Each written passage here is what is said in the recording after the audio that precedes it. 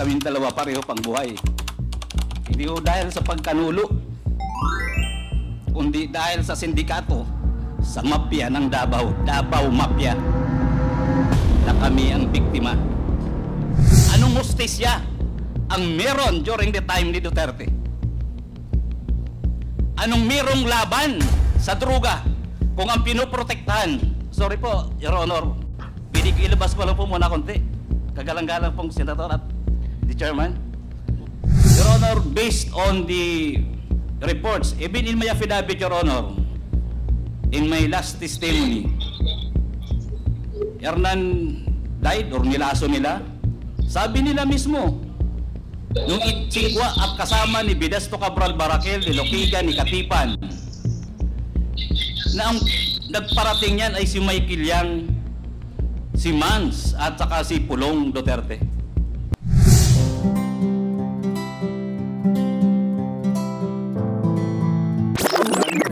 You have 10 minutes. Thank you, Mr. Chair. I would like to direct my questions to Colonel Asierto. If he's still online. Yes, Colonel Asierto, nandiyan pa kayo, di ba? Present po. Magandang hapon po, Colonel Asierto. Magandang hapon po. Kanina, nag-interpellate yung isang kuliga ko rito. May binanggit ka na may patong sa ulo mo na 50 million pesos. Hindi po ba? Opo. Sa tingin mo, Colonel Asierto, bakit naisipang mong nasabi mong meron kang patong sa ulo mo na 50 million pesos? During po nung hearing sa Blue Ribbon, lumabas na po yung informasyon na yan na meron na pong patong yung ulo namin. Kami po ni Director Pardo. At talo na nung lumabas yung matrix laban sa amin, na ako yung nasa taas, nasa baba sila Director Pardo at Lito Perote at Jerry Liwanag, mga iba pang kasamahan namin. So, noong pa po, yung hearing pa lang po ng Senate sa Blue Ribbon, meron na pong patong yan. Sa tingin mo, Colonel Asierto, sinong may pakana na patungan yung ulo mo ng 50 million pesos? Si Presidente Duterte po, saka si Bongo. Sa anong rason po na plano kang ipaligpit? Dahil po dun sa ginawa kong report, na-discover ko yung kanilang koneksyon kay Michael Yang saka kay Alan Lim, kay Lin Wenxiong. Okay, Colonel Asierto, gaano ka nakatagal sa serbisyo nung nandun ka pa? Nagsimula po ako as cadet, 1984. Graduate po ako 1989. So, ganun po kahaba ang aking pagsiservisyo po. Kailan kayo na-introduce? Hanggang kailan anong taon kayo hanggang nagserbisyo? Hanggang 2018 po. According to the reports, kayo po ay na-dismiss sa serbisyo? Opo, dahil po doon sa AK-47 na ibinibintang sa akin na ako nag-smuggle at ako nagbigay sa NPA. And marami din ang nag-akusa sa inyo, may mga nag-file ng kaso po sa inyo. Totoo po ba yun? Ang nag-file lang po ng kaso sa amin yung tungkol diyan sa magnetic lifter na inimbestigahan namin. Kilala niyo po ba si Jimmy Guban? Opo. Siya po yung aking kinakausap o counterpart sa Bureau of Customs. Isa ba si Mr. Jimmy Guban na nag-akusa sa inyo? Siya po yung testimony po niya ang naging basis. Actually, Colonel Asierto, nung first hearing ng Quadcom, isa si Mr. Jimmy Guban na nag-testify doon sa Quadcom sa Pampanga. Nagbigay po siya ng sinumpaang salaysay. Base doon sa sinumpaang salaysay niya, sa paragraph 9, binanggit po ang pangalan ninyo. and I'd like to read it in toto para maintindihan ninyo. Between the months of May and June 2018, Colonel Eduardo Asierto shared to me additional intelligence report about shipment of illegal drugs at the Bureau of Customs, and that through profiling, backtracking, and tracing of documents, we were able to find out overstaying cargoes, one of which was the Vicaba trading shipment. Upon discovery thereof, I instructed my staff to verify an improper consignment, etc., etc. So, kayo po ang nagbigay ng intel report kay Jimmy Guban regarding this container na overstaying ng Vicaba Trading? Opo, at binigay ko rin po yan the same information kay Director Pajardo ng PIDEA. Tapos ito po bang container ng Vicaba Trading, dito nakalagay yung dalawang magnetic lifter? Opo, yun po yung nakuha. Saan nyo nakuha yung intelligence report? Binigay po ng confidential informant. And then, nang nag-usap kayo ni Jimmy Guban, ano pong sinabi mo sa kanya? Binigay ko po yung informasyon. Sabi ko, hanapin kung nandyan. Pwede mo bang i-detalye dito yung intelligence report na binigay mo kay Jimmy Guban para naman malaman natin ano talaga eksakto ang sinabi mo sa kanya? Dahil ito po ay para malaman natin, kasi doon sa sinumpaang salaysay ni Jimmy Guban, nakakonekta po dito po yung mga pangalan nila Michael Yang, yung Davao Group, at kung sino-sino pong iba. So gusto ko rin po namin malaman sa bibig ninyo, ano ba talagang nalalaman ninyo parte dito sa yung illegal drugs na shipment na worth 6.2 billion pesos? Ano ba talaga yung eksaktong sinabi ninyo kay Jimmy Guban?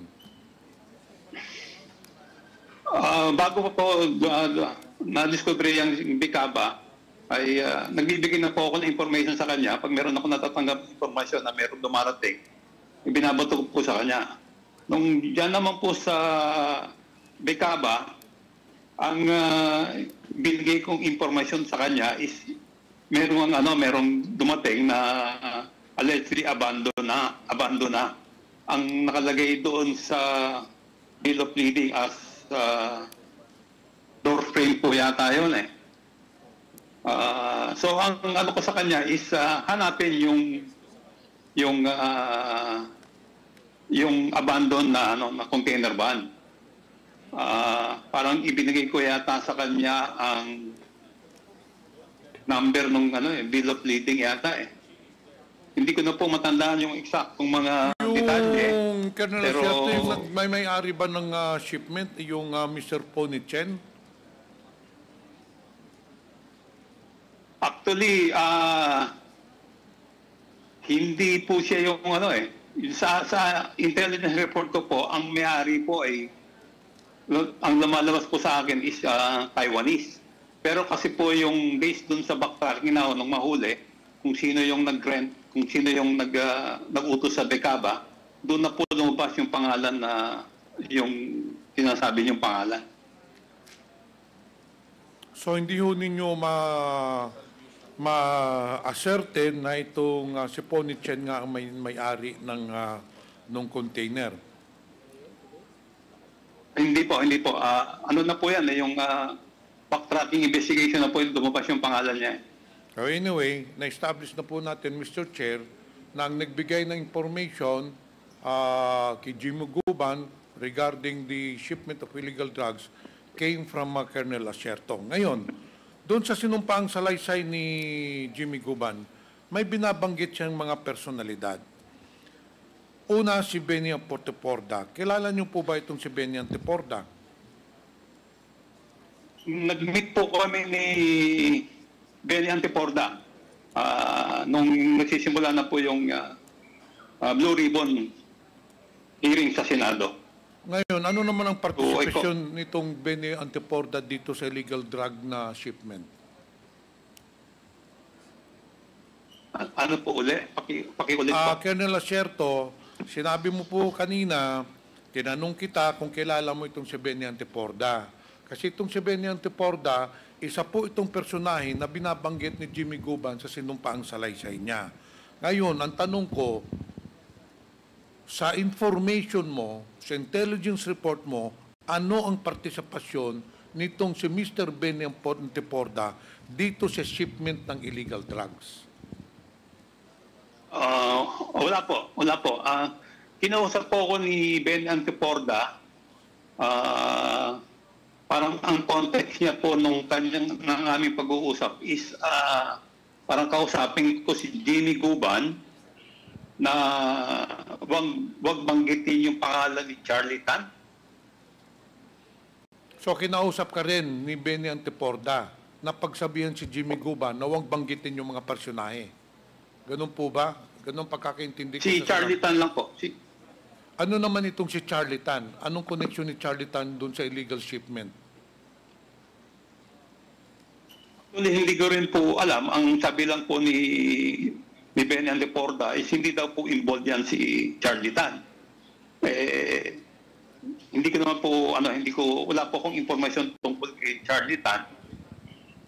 Okay, ang gusto but lang anyway, sabihin sa akin is sabihan si Jimmy Guban na according to your huwag banggitin siya. yes, Colonel Asiento, okay na yon. Basta it is on record, according to your testimony just a few minutes ago, that indeed, nagkausap kayo ni Benny Anteporda, and Benny Anteporda told you not to mention a Charlie Tan. Okay, now, kilala mo ba itong Paul Gutierrez? Ay, hindi po. Hindi mo kilala to. Itong si Councilor Nilo Small Abiliera, kilala niyo po ba ito? Hindi po. Hindi ko po Hindi kilala. din. Wala kang alam na mga impormasyon tungkol sa mga individual na ito. Wala po. Alam mo ba na itong si Small Abiliera ay according to the testimony of Jimmy Guban, trusted man daw ni Michael Yang. Alam mo ba ito? Posible po kasi tiga Davao po yan eh.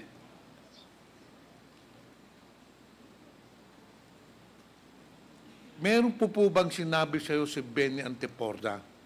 Aside from doon na wag banggitin si Charlie Tan, meron pa ba siyang sinabi na ibang personahe na wag banggitin? Wala na po. Yun lang pong si Charlie Tan lang po nabanggit niya. Sigurado kayo na wala namang ibang pangalan kasi sa sinumpaang salaysay ni Jimmy Guban, merong mga personahe from Davao na pinagbantaan si Jimmy Guban na wag banggitin to anyone or during the Senate Blue Ribbon Committee hearings na wag banggitin para hindi may konekta yung mga pangalan nitong mga tao doon sa illegal drug shipment. Hindi ba sinabi si Jimmy Porda sa iyo? Wala po. Si ano lang po ang nabanggit na. Si Charlie Tan lang po. So in short, talagang yung information lang na binigay mo kay Jimmy Guban was regarding the container that has been overstaying in that area, then doon na nagsimula ang mga ikangang paghuli ni Jimmy Guban doon sa illegal drug shipment. Di po ba? Opo. Okay, Opo, Jimmy. opo. si, Tama po yan. Andito si Jimmy Guban ngayon. Jimmy, pinapatunayan mo ba yung sinasabi ni Colonel Asierto na siya nagbigay ng intelligence report sa iyo na merong overstaying containers doon na naglalaman ng mga illegal drugs? Yes, Your Honor. Marami kaming tatlo po nila Colonel Fardo ng PDEA. Nanggaling po sa kanilang informasyon, sa custom sites ako po ang nagtrabaho. Okay, after nung natanggap mo yung impormasyon kay Colonel Asierto, ano na ang ginawa mo, anong hakbang ang ginawa mo para mahuli yung illegal drug shipment? Your Honor, we started profiling. Nag-backtrack na po kami lahat ng mga records, ng files namin. By the way, Your Honor, pwede ko pang batiin si Colonel Asierto? Sige, Mr. For 6 Chair. years, sir.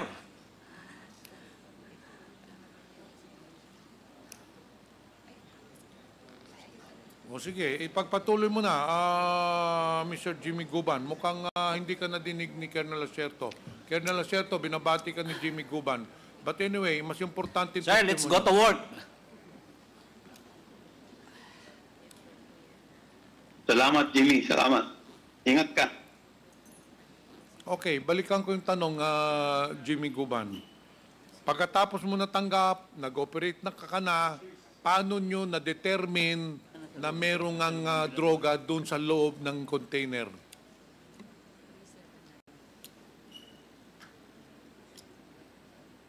Iyak na. Iyak na.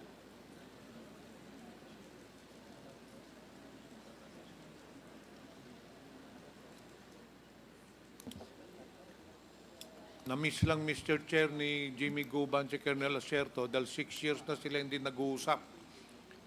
This is the first time that Mr. Jimmy Guban and Colonel Acerto has talked to each other. Pagpatuloy mo, Jimmy. Thank you for your honors. Nakikita ko po kasi ang salarin, your honor, nasa tapat ko. Si Mr. Paul Gutierrez.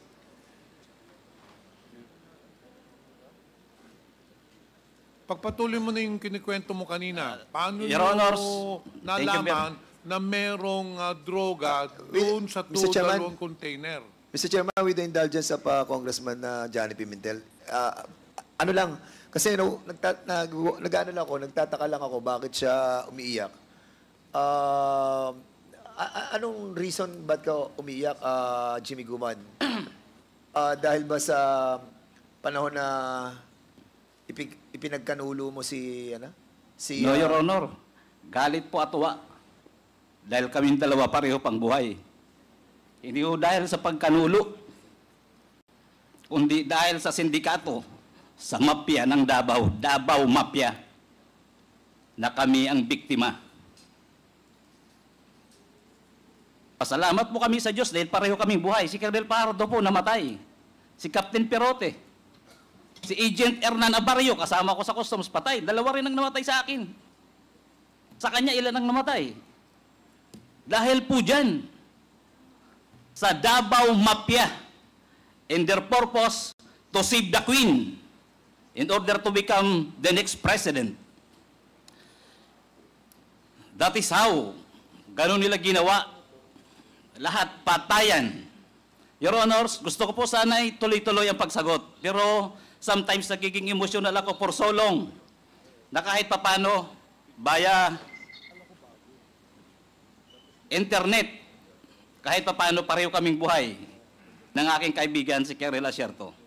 We did our best, Your Honors, para ho kami ay makagawa ng tulong sa bayan. Pero ang sinapit namin, siya may patong sa ulo. Ako buti na lang may Diyos. Hanggang ngayon, nasa National Bilibid Prison. Anong hustisya ang meron during the time ni Duterte? Anong merong laban sa droga kung ang pinoprotektahan? Sorry po, Your Honor. Ilabas ko lang po muna konti. Kagalang-galang pong senator at the chairman. Congressman. Jimmy, paalala lang kasi hindi ito yung venue para maglabas ka kung anumang sama ng loob meron ka, no? Itong venue na ito ay venue kung saan ang mga katanungan ng ating mga kasamahan ay maring mong masagot.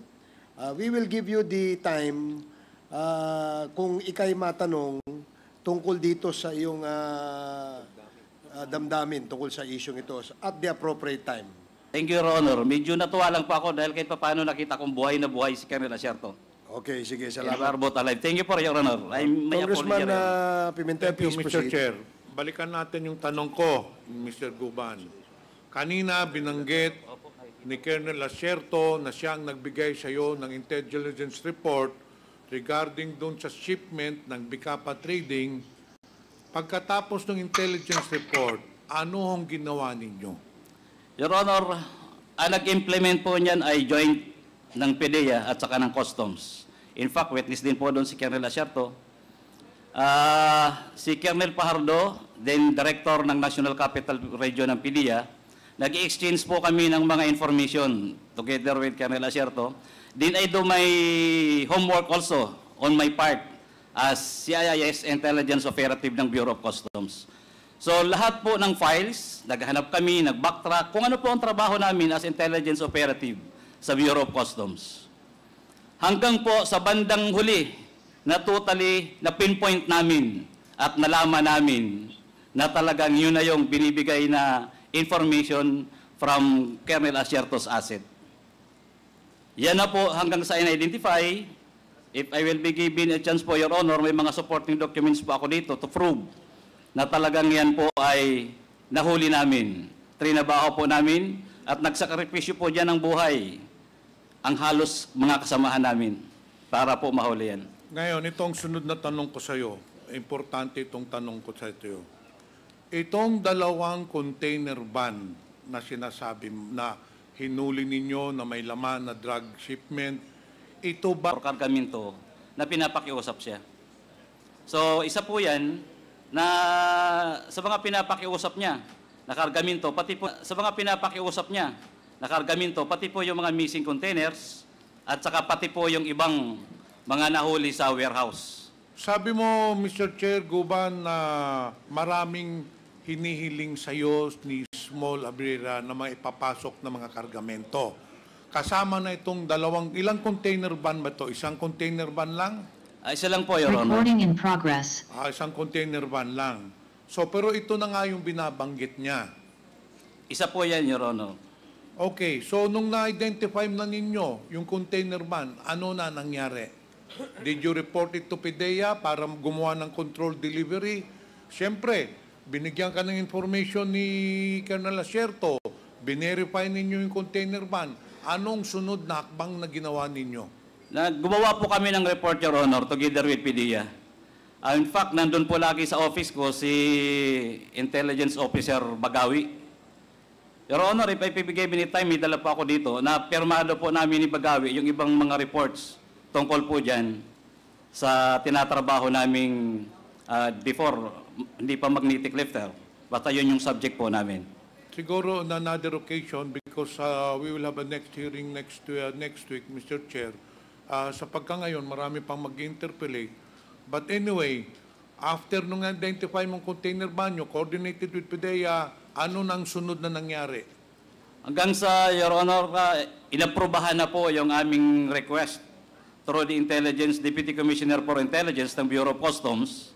Inaprubahan na po ni Commissioner na buksan ang container number na yon na ni-request po namin dahil natapos na po namin ma-develop doon po sa Manila International Container Port.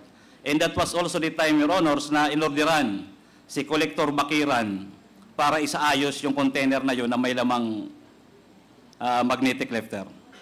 So, kailan nyo binuksan yung container van?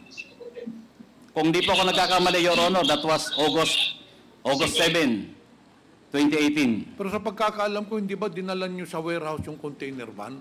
No, Your Honor, sa loob po mismo ng custom po yan hinuli. Hindi po yan nakalabas. Okay, so hindi na nakalabas. Opo, Your And Honor. then after that, you did your investigation and then you filed cases. Your Honor, turn over na po namin sa PIDEA during that time. Sila na po nun, kasi wala na po sa amin ang trabaho nun. Trabaho na po ng PIDEA. After po ng interception, after ng apprehension, nasa PIDEA na po ang kamay. Pati po yung pag-inventaryo ng illegal na drogang shabu. Pero hanggang ngayon, Mr. Jiguman, Mr. Chair, sino ba talaga ang nagpasok nitong illegal drug shipment na ito under Bicaba Trading? Your Honor, based on the reports, even in my affidavit, Your Honor, in my last testimony, Hernan died or nilaso nila, sabi nila mismo, nung itsikwa at kasama ni Bidasto Cabral Barakel, ni Loquiga, ni Katipan, na ang nagparating yan ay si Michael Yang, si Mans, at saka si Pulong Duterte. It's from their mouth, not from us. Which, if I may continue, Your Honor, na yun din ang sinasabi ni Mr. Paul Gutierrez sa advice sa kanya ni Benny Antiporda na wag kong babanggitin during the hearing. Na hindi ko magawa-gawa, Your Honors, Kaya si Colonel Asyerto, ang naisip kong isakripisyo ang buhay para po kami lahat ligtas. Akala ko po lahat kami maliligtas. I am under duress, threatened ako so much, kaya yan po ang ginawa kong paraan. Nagsakripisyo kami. During the Senate hearing, Your Honor, the consignee, Vidasto Cabral Barakel, inadmit niya at inadmit ni General Aquino during the time he was the DG ng PDEA na dinala niya ang 3 sa Senate Blue Ribbon Committee investigation. Then after that, nawala na. Yung 3 umaming may-ari. At ang alam ko, ang NCR director din was already Director Plaza. Hanggang ngayon po, yung 3 may-ari na umamin na sila ang may-ari ng kargamento, ginamit sila ni Casey Chan, ay nawawala po hanggang ngayon. At ako po ay nag-request na, I think twice, sa National Bureau of Investigation ng whereabouts ng 3 para po yung hustisya ng aking kaso ay mailabas ang tunay at totoo kung sino talaga ang mafia ng droga.